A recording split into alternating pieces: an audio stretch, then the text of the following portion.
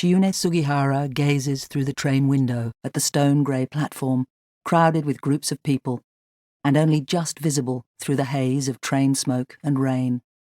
Hardly anyone is sitting on the platform's benches of chipped wood with rusting wrought-iron legs. This is not a place to relax. He watches people bid farewell to their loved ones with swift, tight embraces that wrinkle jackets and dislodge hats, quickly readjusted by fastidious mothers. Everywhere, tears are lost amongst the drizzling raindrops. As people board the train, Chiune thinks the scene could be an impressionist painting. The soupy mist and water smear the expressions of the people gathering at the train windows, continuing the farewell ritual with their loved ones and friends on the platform. Armed Soviet guards peer at faces as they patrol the station, eager to flex their authority after the USSR took over Lithuania some weeks back. The travellers are yearning for this town of Kaunas, even though they haven't left yet. Remnants of fresh soil, tended the day before, still wedged under their fingernails. He closes his eyes, overwhelmed by the emotions on display, feeling out of place. Though he knows he stands out with his neat, crisp attire and his obvious Japanese heritage, what makes him feel other is the way he cannot imagine displaying such brazen, genuine, moving feelings. "They're so grateful," he says to his wife, Yukiko, as he looks back out the window. He sits down, bows his head, tries to breathe. To anyone else on the carriage, he would simply look to be deep in thought, but his wife correctly reads it as distress. She reaches out, laying her gloved hand over his. He allows himself to reach up and touch her face before composing himself. Across from him, their 3 young sons chat excitedly, full of adventure and curiosity about their destination.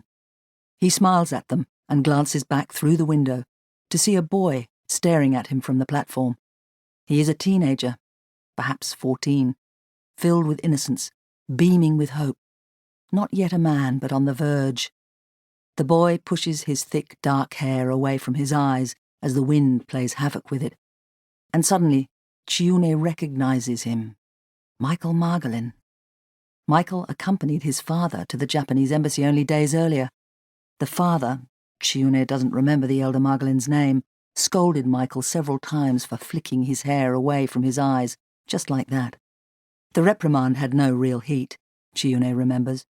It was simply the exasperated affection of a parent, to which he could relate. Chiune locks eyes with Michael, gives him a small smile through the window, willing Michael to understand. "Yes, I remember you." Michael's face breaks into a smile of his own. He gestures at the window. Chiune opens it as the train begins to lumber away from the station. "Thank you, Mr. Sugihara!"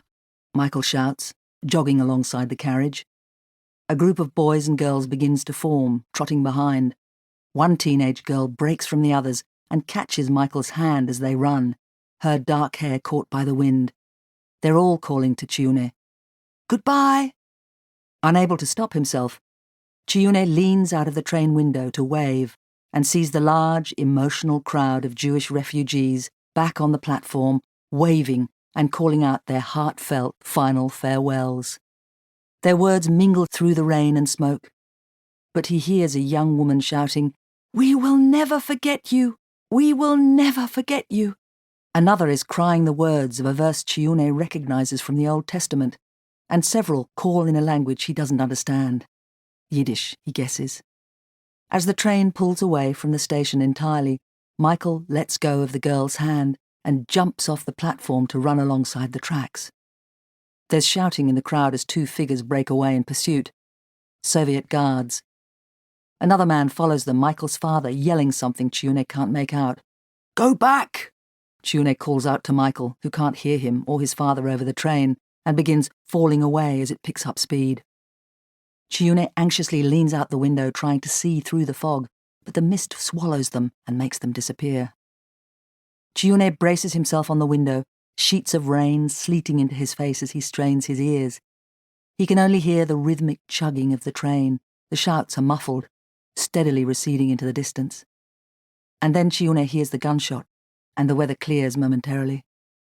His heart catches in his throat at what the evaporating mist has revealed.